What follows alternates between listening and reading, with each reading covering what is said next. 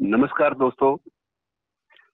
दिन ऐसे हैं कि आपको ऊब से भी बचाना जरूरी है और उसके साथ साथ ये भी बहुत ज़रूरी है कि आपको जो महत्वपूर्ण जानकारियां हैं उनसे आपकी वाबस्तगी बनी रहे। और तीसरा एक और हमारा मकसद, पर्टिकुलरली मेरा और मेरी टीम का ये मकसद रहा है कि हम लोग किन्हीं भी हालात में अदब की दुनिया से न कटें, क्योंकि मित्रों अदब, साहित्य, कला, संस्कृति ये हमें किसी भी तरह से बोर्डम की गर्त में जाने से बचाती हैं। ये हमारी पहचान बनाए रखती हैं।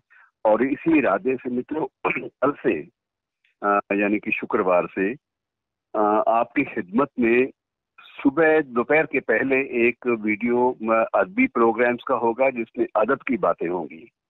और शाम को हसब मामूल जैसे हम रोज मिलते हैं, हालात हाजरा पर तबसरा और कुछ नई जो किस्से कहानियां हैं वो आपस में बांटना, ये सिलसिला चलेगा।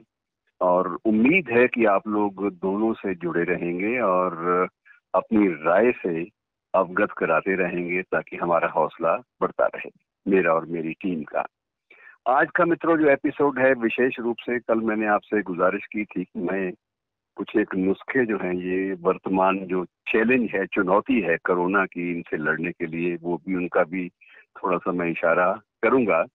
हालांकि नुस्खेबाजी में मेरा कुछ ज्यादा बहुत ज्यादा यकीन गहरा नहीं है, लेकिन परंपरागत रूप से कुछ एक चीजें हैं जो हम लोग इस्तेमाल कर रहे हैं और उनके असरात भी, उनके प्रभाव जी हैं वो भी काफी अच्छे आ रहे हैं। मित्रों, एक हमारे घर में ही, हमारे परिवार में, जिसका इस्तेमाल मैं भी करता हूँ, एक काढ़ा बनाया जाता है। मेरी श्रीमती ने अपना ये अपने बुजुर्गों से सीखा था और उसका इस्तेमाल आज भी हम लोग करते हैं। उसमें गिलोय है, कच्ची हल्दी है, तुलसी के पत्ते हैं, नीम की पत्तियां हैं और काली मिर्च है। सब चीजें कड़वी, लेकिन मित्रों इनका असर जो है वो बहुत मीठा होता है। और इनको एक काढ़े के रूप में इनको उबाला जाता है, बराबर की मात्रा लेकर पानी डालकर।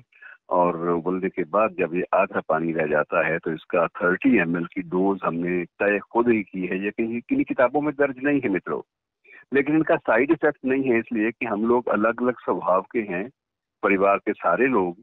और मेरे परिवार में सारे बच्चे भी, मिसेज भी, मैं भी, हमारे जेनेटिक्स भी अलग अलग हैं, लेकिन उसके बावजूद हम पर बराबर का असर है, किसी को भी साइड इफेक्ट इसका नहीं मिला।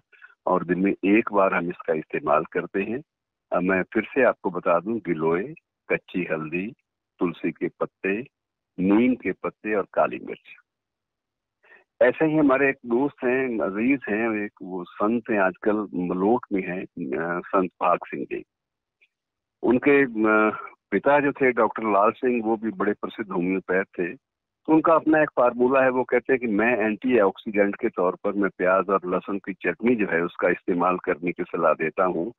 और जिन लोगों ने भी इसका इस्तेमाल किया है वो लोग भी एंटीऑक्सीडेंट्स का पूरा पूरा असर पा रहे हैं और वो भी कोरोना से बचे हुए हैं। बहरहाल मित्रों, इन दावों की, मेरे वाले दावे की या संत भाग सिंह वाले दावे की, मैं ये नहीं कहता कि ये दावे जो हैं ये साइंटिफिक, इनका कोई प्रमाण है वैज्ञानिक, ये सिर्फ अनुभव के आधार पर हैं। और अगर आप चाहें तो इनका इस्तेमाल कर सकते हैं। मित्रों, थोड़ा सा जिक्र इस लीक से हट के भी, क्योंकि हमें थोड़ी ताजगी भी चाहिए, मैं आपको जरा थोड़ा सा अतीत में भी ले जाना चाहूंगा। और क्योंकि ये जो पहले वाला नुस्खा है इसका ताल्लुक उस शहर से है, वो शहर है कसूर। कसूर मित्रों पाकिस्तान का एक बड़ा प्रसिद्ध शहर है और उसमें जुत्ती कसूरी, पैरी न पूरी, हाय रब्बा भी मैनू टुरना पिया, ये आपने लोकगीत भी सुने होंगे। और उसका जिक्र जो है कसूर का बहुत ज्यादा आता है। और मित्रों, अ, वहाँ के इतिहासकार और वहाँ के जो ऐतिहासिक जो शख्सियतें हैं और पुस्तकें हैं, उनमें भी इस बात का उल्लेख मिलता है कि कसूर की जो बुनियाद थी वो दो तरह से प्रचलित है। एक प्रचलन है कि इसका ताल्लुक रामायण के काल से है। श्री रामचंद्र के बेटे लव के नाम पर लाहौर की स्थापना हुई थी और कुश के नाम पर कसूर की। इस बात को वहाँ के इतिहासकार भी कबूल करते हैं, ये एक थ्योरी के रूप में वहाँ स्वीकार्य है, वहाँ चर्चित रहती है।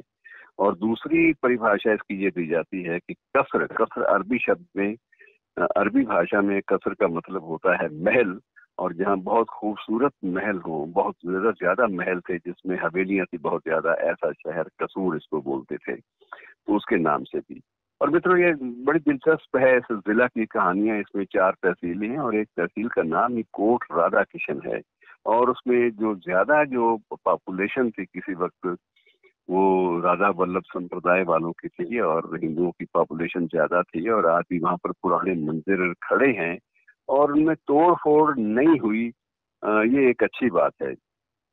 ये ठीक है कि वहां पर अब आरती पूजा नहीं होती, लेकिन उनकी जो ऐतिहासिकता है उसको बनाए रखने का प्रयास करते हैं। बाकी कसूर शहर को बाबा बुल्ले शाह के शहर से भी जाना जाता है, बाबा कमाल चिश्ती के शहर से भी जाना जाता है, और यहाँ की नेचुरल फूड स्ट्रीट के नाम से भी जाना जाता है। और वैसे दावा तो ये है कि यहाँ रजिया सुल्ताना का मकबरा है। मित्रों, ये भी इतिहास की विसंगतियां हैं कि रजिया सुल्ताना के मकबरे की बात कैथल में भी होती है और यहाँ भी होती है।